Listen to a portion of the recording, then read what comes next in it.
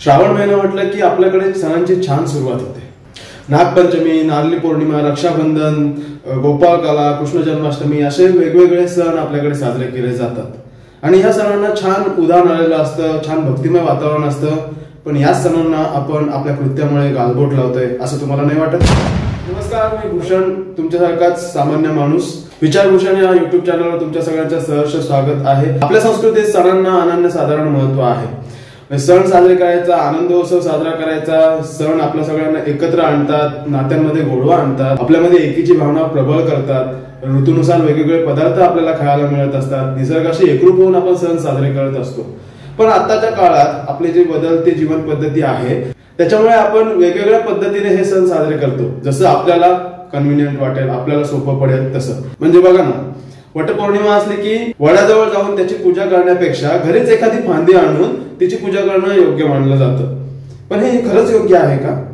ही जी पद्धत आहे ही निसर्गाशी एकरूप होते का? तर नाही, निसर्गाची हानी करते.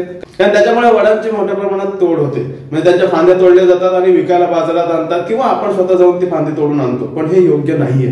पण आपण काय म्हणतो, एवढा वेळ कुणाला आहे? बरोबर ना? आणि काय ते एखादी फांदी घरी आणून सण साजरा केला तर कोणाला काय फरक कळणार आहे? आणि वड पूजण्यासाठी आपण वड ठेवलेत कुठे? अशी गोष्ट गोपाळकाळाबाबत, भगवान श्रीकृष्णांच्या बाललीला ज्या आहेत त्या बाललीलांना आपण छान पद्धतीने साजरे करतो. त्या संदर्भातला हा जो सण आहे गोपाळकाळा. भगवान श्रीकृष्णाच्या काळात दह्यांचे जे काही किंवा दुधाचे जे काही पदार्थ असायचे त्याची जी काही भांडी होती, मडकी होती, ती छान वर शिंकाळ्यांमध्ये अडकवली जायची आणि या शिंकाळ्यापर्यंत हात पोहोचत नव्हता. यासाठी भगवान श्रीकृष्ण आपल्या गोपाळांसोबत एक छान त्यांचे मनोरे उभारून एकवर एक उभे राहून त्यातील जे दही दूध होते ते छान पद्धतीने त्याचा फडशा पाडायचे. तर ह्याच त्यांच्या बाललीला आपण साजरे करण्यासाठी गोपाळकाळा हा सण साजरा करत असतो. पण त्यांच्यामध्ये स्पर्धा नव्हती की बाबा आज 8 थर लावायचे, उद्या 9 थर लावायचे, परवा तर 10 थर लावायचे, अशी स्पर्धा नव्हती. पण आता जर आपण बघितलं तर हे जे छान पारंपरिक आपला जो सण आहे तो एक स्पर्धा झालेला आहे.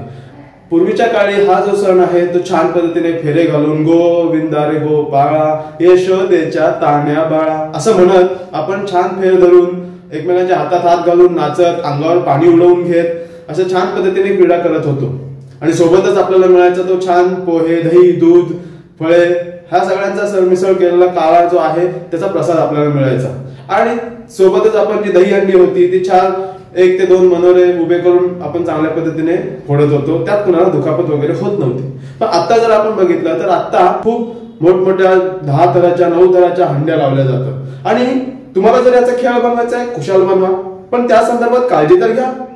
त्यासाठी छान मैदाने तयार करा किंवा मॅटवर हा खेळ खेळा, जेणेकरून कोणाला दुखापत होणार नाही. सण साजरा करताना तो आनंदोत्सव झाला पाहिजे, त्यातून आनंद मिळाला पाहिजे. कारण आपल्या रोजच्या धकाधकीच्या आयुष्यात सण हेच आपल्यासाठी आता विसावा आहेत, जे सगळ्यांना एकत्र आणतायत आणि एक दिवस का होईना पण आनंदाची छान बरसात करून जातात. गेल्या काही वर्षात अजून एक फॅड आलंय, ते म्हणजे असं काही सण वगैरे असला किंवा गणपती वगैरे असले तर टी शर्ट छापले जातात. आता टी शर्ट हा काही सणासुदीला घालण्याचा कपड्यांचा प्रकार नाही. आता टी शर्ट हा प्रकार जो आहे तो साधारण आपण क्रिकेट वगैरे खेळत असू, कोणता खेळ खेळत असू किंवा कुठे प्रवास करत असू, काही सामाजिक आपण कार्य करत असू किंवा ऍक्टिव्हिटी करत असू, एखाद्या संस्थेशी जोडलेले असू किंवा शाळांमधून काही ऍक्टिव्हिटी करत असू, तर अशा वेळी आपण सगळे एक आहोत ही एकीची भावना प्रबळ करण्यासाठी गणवेश किंवा सर्वांनी एकाच रंगाचे किंवा एकाच प्रकारचे कपडे घालणे यासाठी हा टी शर्टचा उपयोग केला जातो. आता सणांमध्ये पण तुम्हाला जर एकी दाखवायची आहे तर आपल्याकडे आपला सदरे किंवा जे कुर्ते आहेत हा प्रकार आहेच की. पण सणांमध्ये हे टी शर्ट आवर्जून छापले जातात. सोबत त्यावर छापले जातात ते देवांचे फोटो. म्हणजे तो सण ज्या देवावर आधारित आहे किंवा ज्या देवाशी निगडीत आहे त्या देवाचे हे फोटो छापले जातात, त्यांचे श्लोक छापले जातात, त्यांची नावं छापली जातात. आता हे छापले जातात आणि अंगावर छान पद्धतीने मिरवलं जातं. पण जसं हे टी शर्ट जुनं होत जातं तसं या टी शर्टचे वेगळे उपयोग होऊ लागतात. म्हणजे हेच टी शर्ट लादी पुसण्यासाठी वापरलं जातं, त्याचं पोतेरं होतं, पाय पुसणं होतं आणि अशा वेळी आपल्या देवांची विटंबना होते. जरी असे उपयोग केले नाही तरी हे टी शर्ट जुनं झाल्यानंतर आपण उकिरड्यावर किंवा कचऱ्यामध्ये फेकून देतो. आणि हे करणं बरोबर आहे का? बरं, हेच टी शर्ट घालून काही जण मद्यपान करतात, मांसाहार करतात, जे योग्य नाहीये. म्हणजे या सगळ्यातून आपणच आपल्या देवांची विटंबना करतोय. आणि हे आपल्याकडून अनाहूतपणे बऱ्याचदा होत असतं, कारण आपल्याला आपल्या धर्माविषयी किंवा आपल्या संस्कृतीविषयी जाणून घेण्याची इच्छा उरली नाहीये. आपण म्हणतो अरे माझ्याकडे वेळ नाहीये रे वाचायला. माझ्याकडे जाणून घेण्यासाठी वेळ नाहीये. पण तेच जर आपण बघितलं तर आपण दिवसभर इंस्टाग्राम, फेसबुक या सोशल मीडिया अशा वेगवेगळ्या साईट्सवर स्क्रोल करत बसलेलो असतो आणि दिवसातले 1, 2, 3 असे बरेचसे तास आपण त्याच्यावर वाया घालवत असतो. पण हाच वेळ जर आपण सत्कारने लावला, आपण आपल्या धर्माबाबत जाणून घेतलं, रामायण, महाभारत किंवा वेद जे काही ग्रंथ आहेत ते वाचून आपल्या धर्माबद्दल माहिती घेतली की खरंच बाबा आपल्या धर्मात अशा गोष्टी आहेत का, हे करणं योग्य आहे, अयोग्य की अजून काय आहे, हे आपल्याला त्यातून जाणून घेता येईल.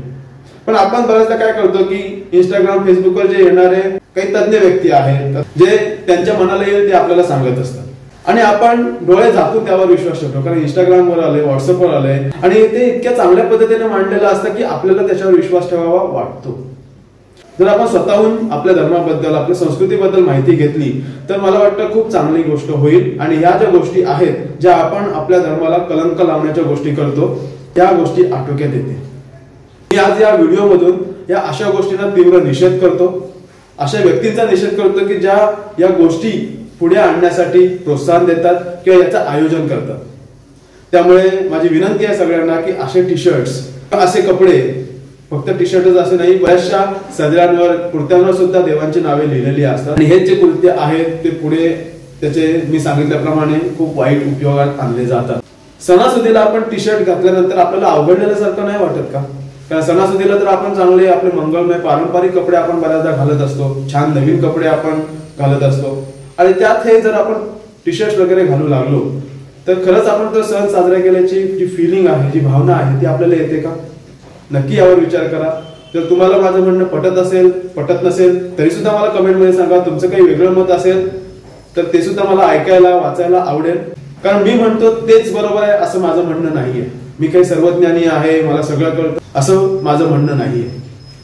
पण मला जे वाटतं, मी जे आजूबाजूला पाहतोय त्यातून मला जे काही वाटतं ते मी तुमच्यासमोर मांडण्याचा प्रयत्न करतो. तुम्हाला जर ते योग्य वाटत असेल तर तुम्ही ते अंमलात आणा, इतरांना कळवा. तुम्हाला माझं म्हणणं पटत असेल तर ही व्हिडिओ सगळ्यांना शेअर करा, व्हिडिओला लाईक करा. अजूनही सबस्क्राईब केलं नसेल ही आपली दुसरी व्हिडिओ आहे, सबस्क्राईब करा. अगोदरची जी व्हिडिओ आहे ती पहा. अजून काही वेगळ्या विषयावर जर मी बोलावं असं तुम्हाला वाटत असेल तर नक्की मला कमेंटमध्ये कळवा. यालाच धरून अजून एका विषयावर मी पुढे येणार आहे. कोणता विषय आहे हे जाणून घेण्यासाठी थोडी प्रतीक्षा करा. थोड्या दिवसात आपण पुन्हा भेटू. धन्यवाद.